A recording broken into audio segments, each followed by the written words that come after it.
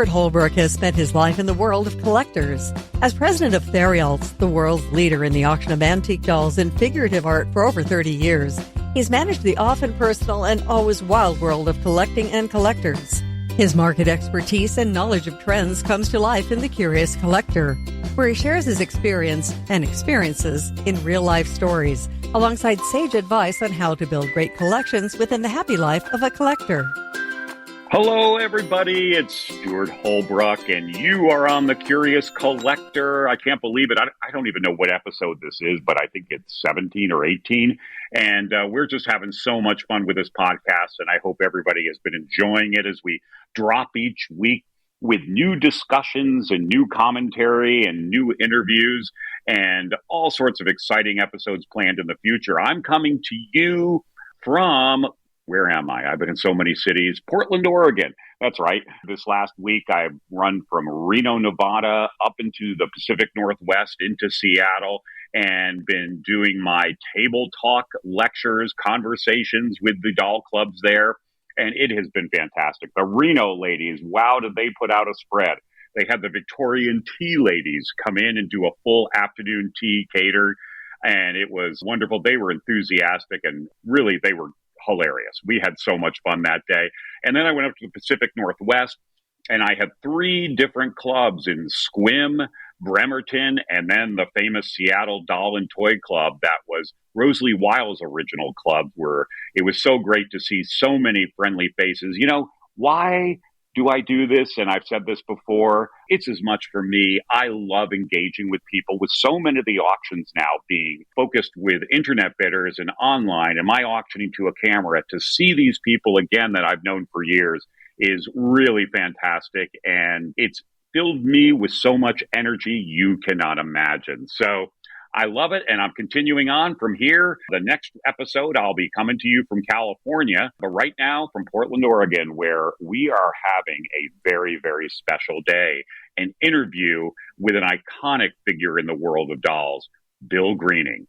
This is a man for years who has defined a generation in seeing Barbie and her fashion through a unique eye and a really special talent. In many ways, he has been the catalyst for leading the most iconic doll in history into a new modern age. Let me explain. That is, in that he bridged the distinctive gap between the youth of Barbie lovers who play with them as young girls and boys during their development, all the way to the adult collectors who rejoice in the nostalgia and crave the dolls as a fun and emotional return to the past. How was he able to do this, to bridge both worlds? Because Bill is both of these things himself. He has experienced both sides in his own life. Growing up fashion and dolls over the years, Bill understands how the two areas of play and collect are intertwined in the story of Barbie. Really, we could say in the story of dolls themselves or all figurative art. But more so, he has helped connect the world of general consumers and collectors.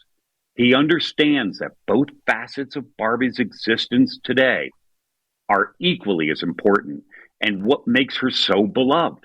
Barbie, along with her friends, they tow along an entire culture that reaches into the soul of more generations than, I'm trying to think, but I guess, more generations than any doll in history.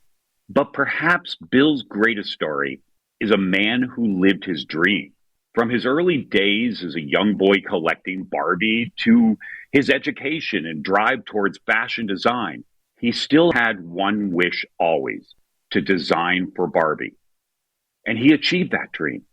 It's a beautiful story of perseverance, drive, and dedication to manifest a wish sprung out of a youth loving Barbie. All of this while growing up within the very home of her creation in Southern California. With that, beyond just Barbie, Bill is an inspiration to everyone in that with hard work and passion, you can, in the end, live your dream. I compare it to Charlie Bucket from Willy Wonka, in that good things can happen to those who believe.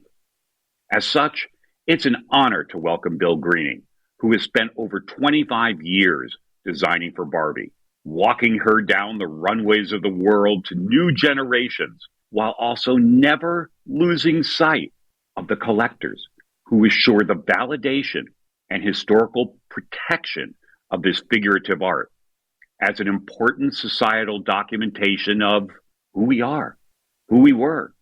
Perhaps one could even say who we will become. Bill, thank you so much for taking time to come on here with us today on The Curious Collector. I am so excited to have you here as a guest, and you're taking, I know, a busy schedule, and you don't do a lot of these interviews, so I really do appreciate it. Welcome. Thank you, Stuart. I'm glad to be here, and excited to talk to you, and thanks for having me on the podcast. My pleasure. You spent over 25 years with a significant portion of that as principal designer for Mattel, for Barbie specifically. But I want to go back in time a little bit to get to know the Bill of a younger generation, a younger period in your life, and how this kind of all started. Not just the designs you did, but your story in itself. Growing up in California as a young boy, loving fashion and Barbie is so unique. And I'd love to hear more about your youth, your childhood, and how this love of Barbie emerged and your love of fashion blossomed. Boy, that's a great question to start with. Yeah, it's certainly been a lifelong journey with Barbie, and especially growing up in Southern California. I don't know if people make that connection. I think a lot of people do. I definitely was of the era when Malibu Barbie came out, which had a very Southern California feel. Those were the first Barbies I remember playing with. I think I had the whole Malibu crew and the swimming pool. And there was just a lot of happy memories as a child playing with those dolls outside in the backyard. And they would jump in Barbie's pool and then jump in the real pool in my parents' backyard. So, I don't know what that chlorine did to their hair, but those were very, very happy. Like, when I think about childhood summers in the backyard, like, filling up Barbie's pool from the hose. And it was very, an idyllic scene of Southern California for sure.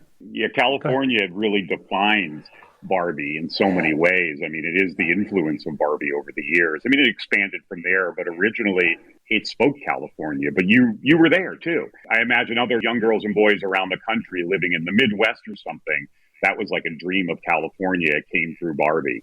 Yeah, I mean, even if you look at pop culture, obviously Barbie is still kind of the epitome of that ultimate California girl. I mean, she still lives in Malibu. Her socials are based, her home is in Malibu, but I do think California has a certain lore, even being the home of Mattel, the home of Disneyland, all these iconic beaches like Venice Beach and Malibu Beach. And so I think there is something about Southern California, of course, Hollywood, but there's something magical attached to the fantasy of California for sure. It's so interesting. And so you're this young boy in California living the golden dream of California. This was, I guess, in the 1970s. Yeah. Yes. And so the golden age of although I think every age of California is a golden age. It's such a fantastic place. And so you're a young boy at that point. You're in a play mode with Barbie. Barbie was a world that you created around yourself. At what point did you realize during this time that you were actually saving and collecting them? I played with Barbie for a long time. Like even after my Malibu Barbies, kind of bit the dust, I still played Barbies with my cousin a lot. We played Barbie up to I think I was at least 13. This was a time before technology and iPads and iPhones. So, I think children were just playing with dolls longer. Growing up as an only child, I think that imaginative play was really important to me. Like storytelling and making up stories was really intuitive for me. So the childhood years of playing with Barbie were a long time, for sure. It's so interesting how it developed in you an ability for storytelling. And I think a lot of people say today, oh, well, social media builds storytelling abilities in young people, but nothing like dolls did back then and should do today. What did you learn from Barbie as a young lad growing up? What did she teach you? Yeah, that's a good question. Well, certainly I think, playing Barbies with my cousin and also I think some of like the neighborhood kids, I think it fostered some friendships and a sense of community. Of course, it taught me about sharing because, when you're playing Barbie with friends, like my cousin and I, when we would play Barbie, we would kind of lay all the dolls out, all the clothes out, and then we would take turns, picking our favorite dolls, our favorite fashions. So, even just playing with her dolls, and we would set them up and kind of create all these beautiful storylines around the characters, almost like we were creating like a TV show or a soap opera or something. But yeah, I mean, we were very influenced at the time by, I think, really strong women. When I was a kid, television shows like Wonder Woman with Linda Carter and Charlie's Angels, Bionic Woman, these were all like female icons that seemed larger than life. And I think what those women brought to the table, they showed me, you could be smart and powerful and, I'm going to say this in quotes, and beautiful all at the same time. And I really felt like Barbie encompassed all of that.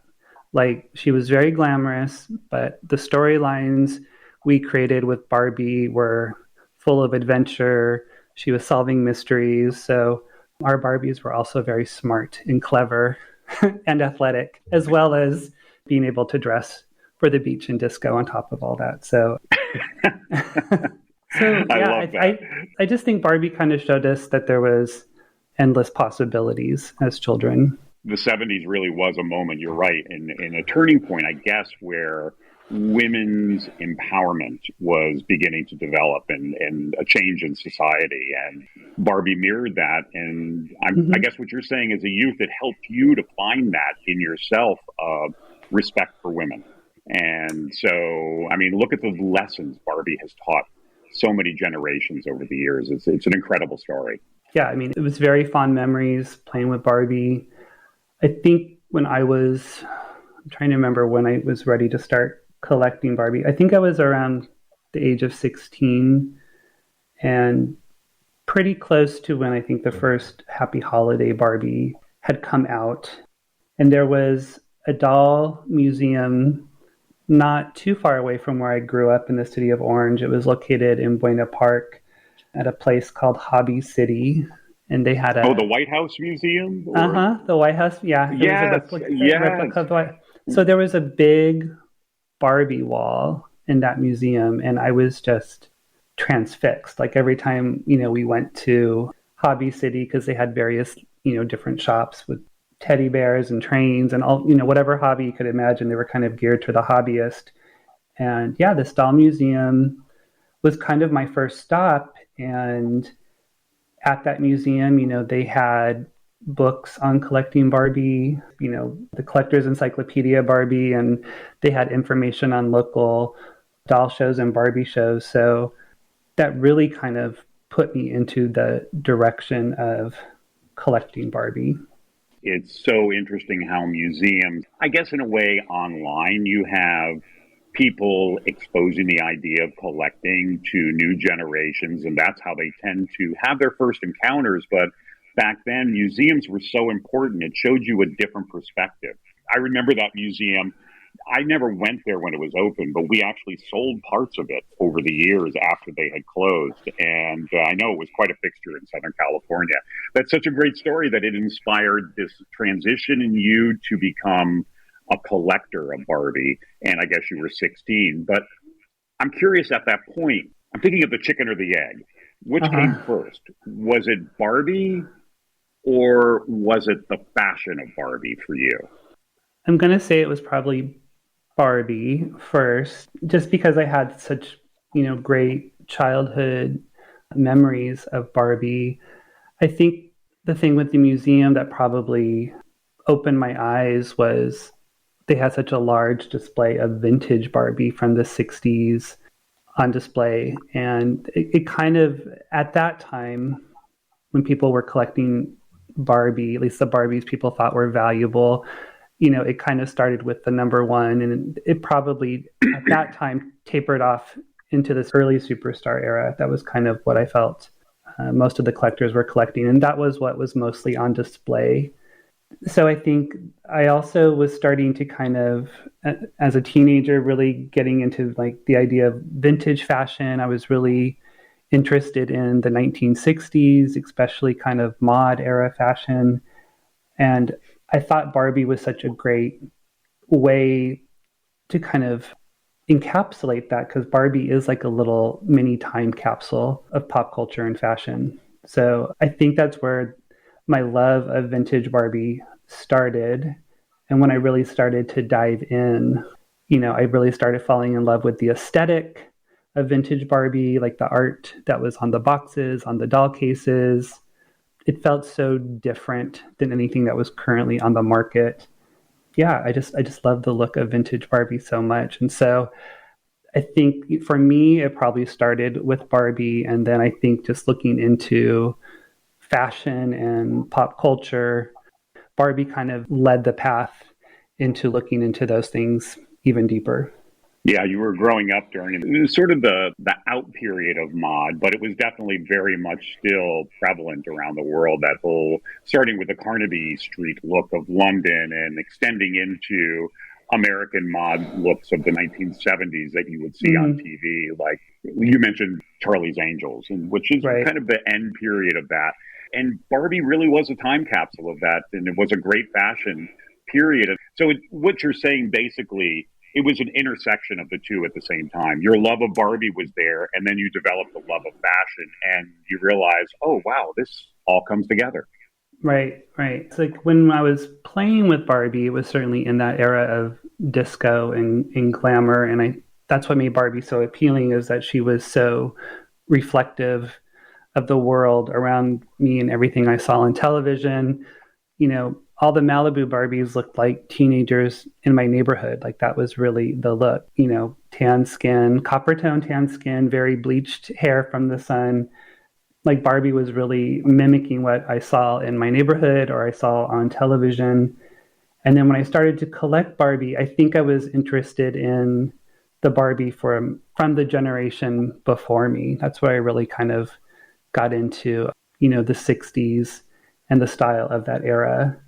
Interesting. And it always starts with nostalgia of your own generation, but then you begin to extend.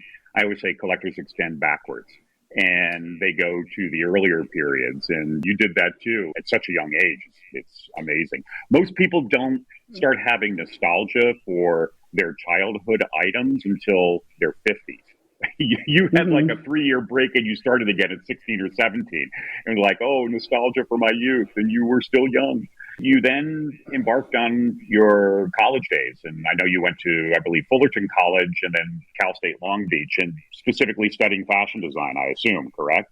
Yeah. So when I started going to Fullerton College, it was a junior college. I started as an art major. Then I don't know, maybe like 5 or 6 years in, it was kind of on the 10-year program in college, as my dad would say. Yeah. So, but there was definitely a point as an art major, and then I was like, if I switch to fashion design instead of art, maybe I could get a job for Mattel one day, and I could actually get paid to do like what I love doing, which was playing with Barbie and designing for Barbie. So there was definitely kind of a light bulb moment that happened for me. I mean, my dad would always tell me, if you could find a job that you really love, it won't ever feel like you're working. It's going to feel like, your passion. So I think that's where that idea came from. And once I switched over to fashion, started taking some classes at Fullerton, and then when I got really serious about it is when I transferred over to Cal State Long Beach and got my bachelor's degree in fashion design and textiles. It's amazing, and fully with the intent. So it started that intent of, well, I guess other students you were attending college with at the time were dreaming of becoming the next Ralph Lauren or Tom Brown or even working for them. You were the one person who was like, no, I want to design for Barbie. Yeah, And that was it's incredible. everyone kind of, knew me as the Barbie guy, even in college. And, even if I took a class like the history of fashion, if I could work Barbie into that essay, I sure would. And a lot of teachers thought that was great, like telling the history of fashion through Barbie. So, yeah, Barbie was a big influence on what I wanted to do and where I wanted to go. And it was also like when I was in school studying fashion, because now we're kind of, fast forwarding to the 90s, there was also like a lot of things going on in fashion that were evocative of the 1960s in the 90s. I've recently learned this term. There was a term called revival. So everything that was kind of groovy in the 90s, when you think about like the Austin Powers movies or the Brady Bunch movies or the B-52s, there's just a lot of things that were aesthetically inspired by the 1960s, the mod era. And I think the designers that I really, loved a lot, like Todd Oldham, Anna Sui, just really kind of had such a funky vibe to them. Of course, I loved the glamour of designers like Versace.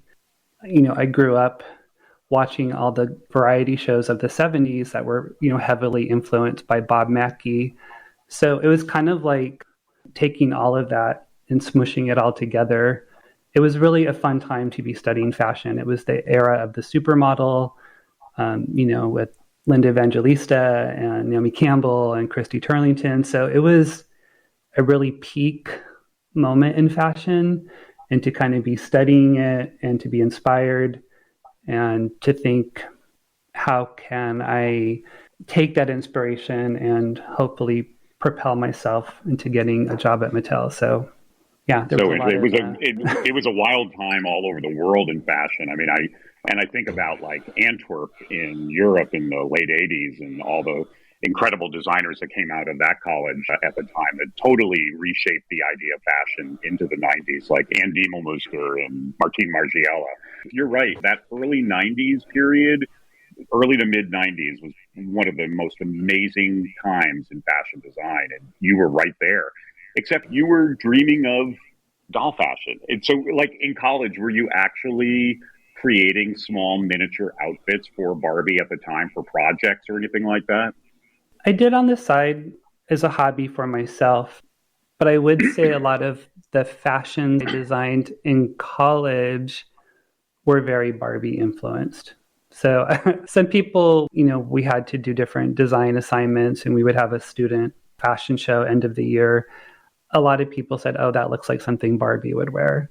So the aesthetic of Barbie kind of seeped into my design aesthetic in general. These were life-size costumes you were making, miniature, and but directly influenced by Barbie and Bob Mackie, for sure. That must have been a huge influence in a lot of this at that time. Oh, for sure. I mean, Bob Mackie, I feel like the glamour of the 70s, like that's like, burned into my my brain. Like that was really defined by Bob Mackie for sure. There's a costume designer that I really admire named Mona May. Like she was doing fashions for the movie Clueless and Romy and Michelle. And I think that was really the aesthetic I was drawn to. It's kind of like fun and flirty and retro. If I really moved into fashion design for real people or costume design, like those were the kind of the looks I really gravitated towards. But I would always say that designing for Barbie was number one, for sure. And that's the whole beauty of this story is you didn't design for real people. You came out of college, and what happened? There was one internship my senior year of college, and I think that really cemented that I wanted to design for Barbie. It was for a company that did junior wear for tweens and teens. And I think I saw, this is what the fashion industry is. It's very different than maybe what you see on the runway. And this company was designing, for mass retailers. So it wasn't like everyone had the opportunity to design like Bob Mackie. So I think if anything, that internship only cemented the fact that, oh, I really want to design for Barbie, so I could really kind of just take her to somewhere over the top. So when I graduated, there was actually a local doll shop here in Long Beach called Dolls on Broadway. And I would stop in there quite often and speak to the owner. His name is Tom. And when I graduated, Tom knew somebody working at Mattel. Her name was Nora. And Nora used to run the local Barbie show. So it's really great that the community of doll collectors was what helped me kind of get my foot, in the door for my first interview at Mattel. So I reached out to Nora, who put me in touch with Ann Driscoll, and I was able to set up an interview. Yeah, it was really exciting, to say the least. Your father's advice ringing in your ears the entire time. Right. If you could do one job that you love, what would it be? That you never thought you were working, and you were in that first interview. I can't even imagine. You must have been so nervous. Yeah, I was very nervous. I dressed up. I put a suit on, which, in hindsight, I was probably very overdressed for, what I was interviewing for. But yeah, I was already very aware of who Ann Driscoll was. Just even going to the Mattel Design Center, walking in through the door and, opening the door and going to the front desk, hi, I'm here for an interview. My heart was already pounding from that, and have my little design portfolio in hand. Yeah. And then, when I got to meet Ann, she was running a little bit late from another meeting. So her admin kind of gave me a little tour of the Mattel Design Center. So that was magical in itself, to see kind of behind the scenes of what was happening. Yeah. And then I had my meeting with Ann, and she was great. She would be my future boss down the road at my time at Mattel, but she really, I'm trying to think how Ann would say it. She said, just talking to me, she said she could tell that there was a passion for Barbie. I knew a ton about Barbie. And she was like, Bill, there was nobody like you at Mattel. She's like, I just knew that, you were meant to be here. So from that interview with Ann, she thought I would be a good fit for, they call it mainline, but collectors call it playline. So I got an interview with the VP of Barbie mainline. Her name is Cassidy. And Cassidy and I met. She gave me an assignment. She said, I want you to come back with 3 designs for Barbie. And they have to have what they call now a feature. So it's an advertisable kind of gimmick, so to speak. So that's what I did. So I went home and I thought about some Barbie ideas and brought them back, presented them to Cassidy. And yeah, she liked what she saw. And then I was hired. That's why in the intro I said, it's like Charlie Bucket and Willy Wonka. It's like that first tour you got around and you were like, wow, mesmerized by all of this. And you were living a Barbie dream all of a sudden. You did it. You got hired. And so then you have that first day of going to work, of walking through that door. And take us back to that, some of the people that took you under their wings and the early influential people in those first days at Barbie that you recall. First of all, Stuart, it was just an exciting time to be at Barbie. When I think about, what it was like kind of just before I started at Mattel, when I was still in college and still, I was collecting Barbie on my little tiny college budget, I would say the Playline dolls started to get more realistic and kind of more sophisticated aesthetically after maybe the early 90s. The dolls were kind of more fantasy, the eyes were bigger, the hair was bigger, the clothing was super glittery. And then I think there was a transition towards the late 90s of more realism in Barbie's world. So it felt like a very exciting time to start at Mattel. Like this was right before the year 2000. So I just feel like there was just an energy in the building itself that, like there was a lot of young designers like myself. I just felt like the direction and the aesthetic where Barbie was going was a very exciting time. And then as far as what it was like to start on that first day, so the way the design teams were organized, they were kind of numbered off. And I was on a design team called Team 2. And so Stacy McBride was one of the designers that was already on Team 2. And Stacy is well known in the Barbie doll world. She worked on the Sis Barbie doll line, and she was a very prominent Black designer in Barbie's world for a long time. I read an interview with her recently, with her and Kitty Black Perkins, who I'm sure you'll talk about. That was really interesting.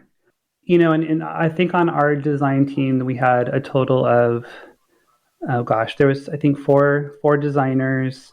It was a really fun time because everyone worked really close together, so you could just talk to your seamstress and you'd be like, this is the look I want to do. And, you could kind of collaborate together a little bit. Like I need, a backpack that's going to flip into a skirt, like these kind of magical transformations. Mm-hmm. It was just like speaking an easy language. They were already kind of well-versed in it. So were you sketching at this early point or were you doing 3D animation? Everything was still pen to paper at this point. I don't think people weren't really sketching digitally yet.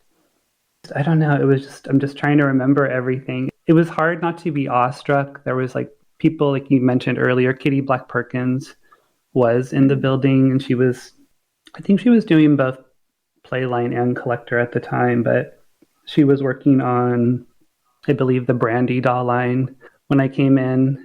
And Kitty was great. So not only was I just starstruck, seeing somebody like Kitty, she was also super nice. And she was really a great mentor if I had questions. And there was a lot to learn from someone, having someone like her in the building.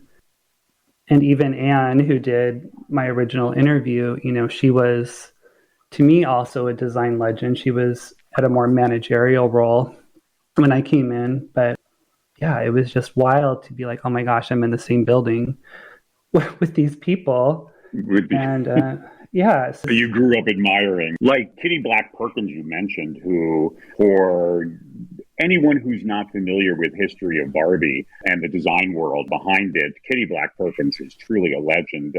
Bill, correct me if I'm wrong, but I believe the first Black designer for Barbie, and was a huge influence, I know, with you and who you worked with for quite a number of years and recently did a documentary with as well. Yeah, Kitty is definitely Barbie designer royalty in my book. I mean, not only is she a super, super nice person, yeah, she does hold the title of being the first Black designer for Barbie. She created the first Black Barbie doll. The distinction with that, it was the first Black doll to have the name Barbie on package. It wasn't like a friend of Barbie, like Christy or Kara. So Kitty really created such an important doll to Barbie's history. And Kitty, she was designing in the era that I was still playing Barbies with my cousin. So she started in the 70s. So when you think about a lot of those iconic dolls from the late 70s, early 80s, Kitty did Day to Night, and she did Peaches and Cream, and, she did Golden Dream Barbie. So she just did so many iconic Barbies that I think are really inspiring Barbie collectors today to add these to their collections. And I think they inspired real life fashion. If you look at the Jeremy Scott Moschino Barbie fashion show, or look at the Barbie movie, I see a lot of Kitty in those designs. So yeah, working with someone like Kitty, or being mentored with somebody like Kitty that is willing to share their knowledge, was invaluable. And Kitty and I are still friends to this day. That's so great to hear. And I hope more and more people learn about Kitty over the years, because It's an interesting story, and she has been honored and awarded throughout the country, and deservedly so. She's an amazing, amazing human being in her design work. And wow, what a treat to be able to work with her, know her, be mentored by her, and be friends with her. I'm jealous. So I'd love to meet her one day. She's such an interesting person, everything that I've seen interviews with her. So you're working with all of these people that you've grown up admiring from your early teen years of collecting and getting into Barbie and learning about the history. Tell us about, I'm just curious, your first design, the first thing you did for Barbie, and how did you react to see it sort of brought to being showcased around the world? This was you. This was your creative, your hands behind something that would become global. Right. Yeah, seeing your first design come to market it's a moment for sure. Like, this was in your head. It was an idea. It was a little seed. And, now it's grown into this big, beautiful. So my first Barbie that came to market was Cool Clips Barbie. It's a hair play doll that has really long hair. And she had like long, colorful hair extensions that you could clip into Barbie's hair, or you could clip into your own hair. And I kind of knew through other dolls, like Totally Hair Barbie was or is the best-selling Barbie of all time. So, doing a Barbie with long hair for a hair play doll seemed like a natural. And then color change was also, that's always a big wow for kids. So adding the kind of wear and share hair extensions and adding the color change really kind of, made it a strong like seller for children. And then I guess the aesthetic of the doll it was really, well, it is kind of coming from two things. It was one, I was thinking about Barbie's history. There's little tiny like sequin daisies that kind of dance down the length of the dress. And I was inspired by a vintage Francie fashion called Check This that had like little daisies going down kind of this black and white gingham kind of summer outfit. And then the kind of metallic fabric that Barbie was wearing was this pink stretchy fabric that kind of had silver holographic like kind of printing on it. And I bought it in downtown LA, and I swear I think it's the same fabric that was used in Romy and Michelle for the pink dress. I swear I think it's the same fabric, which that movie was such a big influence. So everybody listening to this is now going to go watch that movie. Yeah, it was kind of like this pink fabric that kind of had these kind of silver. It had the silver things, but it also kind of had like I don't know how you describe it, like a pattern of like little mini squares on it. So that didn't end up on the final production doll, but I'd say the prototype, knowing where I bought it in downtown LA, which is probably where a lot of costume designers for the movie industry shop, like we're all shopping at the same places. So anyway, so that I think the aesthetic of the doll was really inspired by a vintage Barbie kind of reference. And then we have like a pop culture reference kind of smushed together. But yeah, it was exciting. I mean, like seeing it come together and seeing it in a box and being able to share that with family and friends. I'm pretty sure we had a party to celebrate the launch of like my first doll. Yeah, it was a very full circle moment. Let's just say that. Like everyone in my life knew how much Barbie meant to me, and they were so excited that I got the job at Mattel. And then here comes the first doll I've designed. I have a picture. There's two pictures that are really significant from this first doll. So there's a picture of, I think I must have went to New York Toy Fair that year or the following year, but there's a picture with me at FAO Schwartz, and there's a whole wall of Cool Clips Barbie products. So it was Barbie, Teresa, and Christy were the three dolls, and there was styling heads and all sorts of other stuff based on it. So that was like a moment for sure, seeing like, oh, here's a whole display at FAO with my design. And then you've got to share that. I do. I have that picture. And then the other significant moment with Cool Clips Barbie, because this doll was coming out for the year 2000. So this was right after Barbie's 40th anniversary. So Ruth Handler was at a local doll show. The local Barbie show had kind of gotten so big and popular at this point. It was at the Disneyland Hotel. And, you know, it was crowded and there was always long lines to get in. But this show in particular, Ruth Handler was going to be there signing Barbies. So I went to the doll show with my mom and we stood in a very long line. And yeah, I finally made my way to the front and I had my little Cool Clips Barbie in hand. And I said, "Hi, Ruth. My name is Bill. And I just started working for Mattel. And this is my first Barbie doll I've designed, and would you do me the honor of signing it?" So yeah, like that was a very surreal moment, like meeting the creator of Barbie with my first Barbie doll design in hand. That's powerful. That's amazing. What did she say to you? Did she give you sage advice? She was very sweet, and you know, she kind of reached behind her and tapped this guy on the shoulder. And then she said, like, "Honey, I want you to come over here and I want you to meet this young man. His name is Bill. He's a designer for Barbie." And it took me a minute and I was like, oh my gosh, it's Elliot Handler. So I got to meet Ruth and Elliot at this doll show and I have a picture with both of them.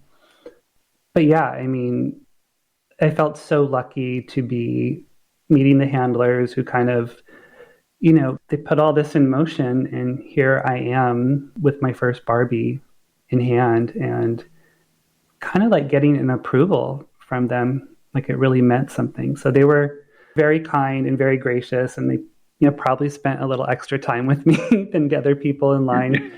But yeah, it was a full circle moment. And to be there with my mom who had kind of seen this journey and been taking me to doll shows, and it was kind of like validation that I had made it, I had done it.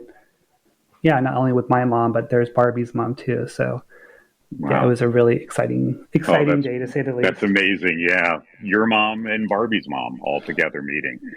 Did you ever have encounters with her later on, or have a chance to ever talk to her later on about that? Yes, the Handlers both came to Mattel. I think it was around 2000. Might have been 2001. They kind of popped in to the design center one day. And I don't know if it was unannounced. It didn't seem very planned because it just kind of felt like, oh, the Handlers are in the building. And I can't remember if I recounted that if I told her we had met, but she had kind of come to the Barbie area. I think we were actually sitting around where Kitty worked. And I want to say there was maybe just Ruth and there was maybe 6 or 7 designers. So we kind of had this one-on-one time almost with her, which was such a rare treat. And all the designers were asking her questions and she was telling stories. So it was such like a small, intimate moment. And I remember there was a designer who worked at Mattel. His name is Bill Martinez. And he did a lot of great Barbies, like the Generation Girl Barbie line and Fairytopia. And he was also kind of obsessed with the 60s and everything retro. So his question for Ruth was, what was it like having Twiggy over for dinner? Like, that's all he wanted to know was about the Twiggy doll and what it was like, you know. And I think Ruth was, oh gosh, you know, she was like, well, like, you know, she was nice and we had her over and, you know, it was cute, but she was really sweet to take time to answer all our questions. And that was the only other time I saw Ruth before she passed away.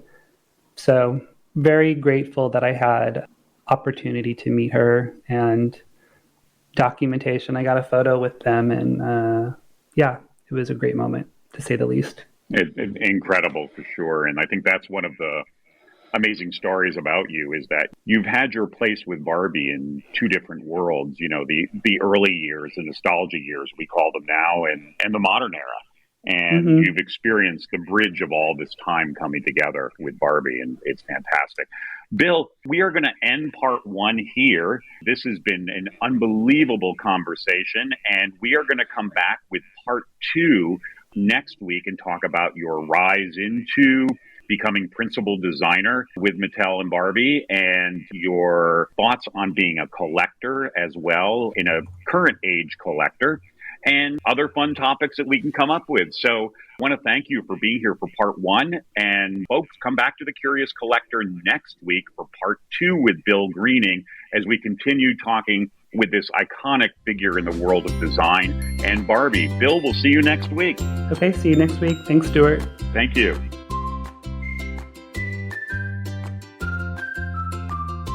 Thanks for joining us on this episode of The Curious Collector. The Curious Collector is hosted by Stuart Holbrook and produced by Tammy Trujillo. We invite you to follow us on social media and feel free to leave any questions you have for Stuart on Facebook at Stuart Holbrook-Theriaults or follow the Theriault Company Facebook page.